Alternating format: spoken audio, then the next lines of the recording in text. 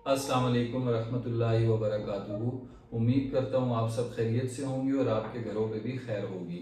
आज जो हमारा टॉपिक ऑफ डिस्कशन है वो बच्चों की एब्सेंटीज़ को लेके है कि बच्चे जो इर्रेगुलर होते हैं, स्कूल से या कॉलेज से एब्सेंट हो जाते हैं, तो उनकी स्टडीज़ पे क्या इम्पेक्ट आ रहा होता है और उनकी पर्सनैलिटी पे क्या इम्पेक्ट आ रहा होता है, और क्या तरीके हैं जिनको हम अपना कर बच्चों की ये जो आदत है इर्रेगुलर रहने वाली उसको हम ख़त्म कर सकते हैं। तो आगे चलते हैं। मैं आपसे गुजारिश करूंगा, जो पेरेंट्स हैं, काइंडली काइंडली पेरेंट्स, आप ये देखें कि आपकी लाइफ क्या रेगुलर चल रही है।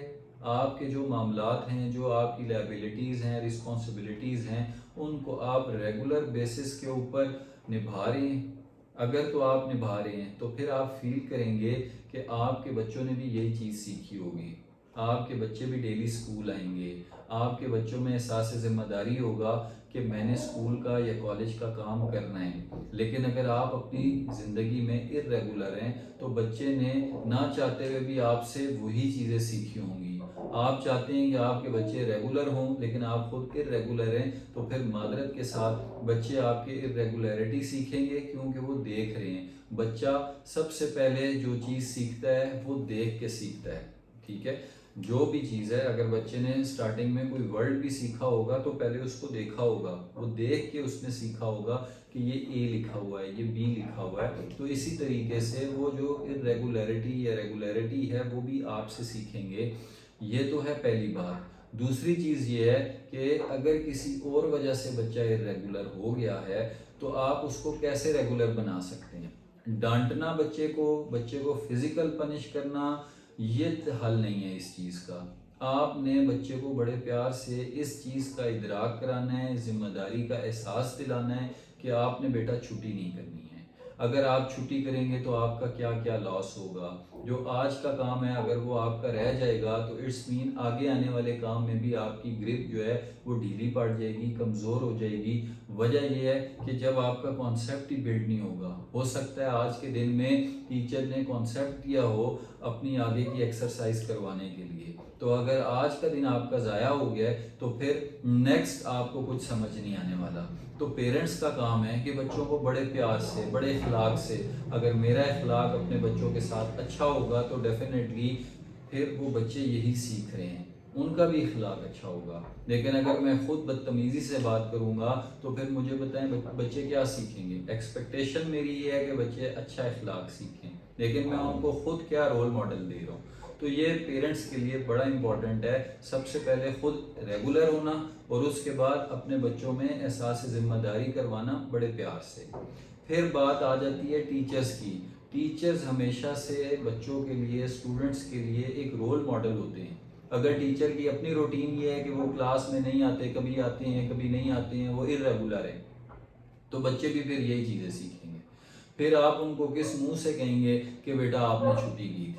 लेकिन अगर आप खुद एक्सेप्शनल केसेस के अंदर छुट्टी करते हैं तो बच्चे को होगा कि नहीं, हमारे टीचर तो डेली स्कूल में अवेलेबल होते हैं, कॉलेज में अवेलेबल होते हैं, जब भी हमें अपने टीचर की ज़रूरत होती है तो हमारे टीचर हमारे लिए अवेलेबल होते हैं। तो अल्टीमेटली वो आपके एक्शन से, जैसे पेरेंट्स की बात की थी, इसी तरह टीचर्स के एक्शन से बच्चे सीखेंगे।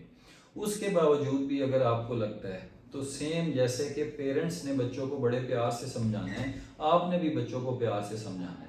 आपने उसमें बच्चों को कोई फिजिकल पनिश नहीं करना, आपने बच्चों से बड़े इखलाक से बात करनी है और जिम्मेदारी का एहसास कराना है कि देखें बेटा, कल मैंने इतना इम्पोर्टेंट जो है ना काम करवाया था, आपका तो वो काम रह गया।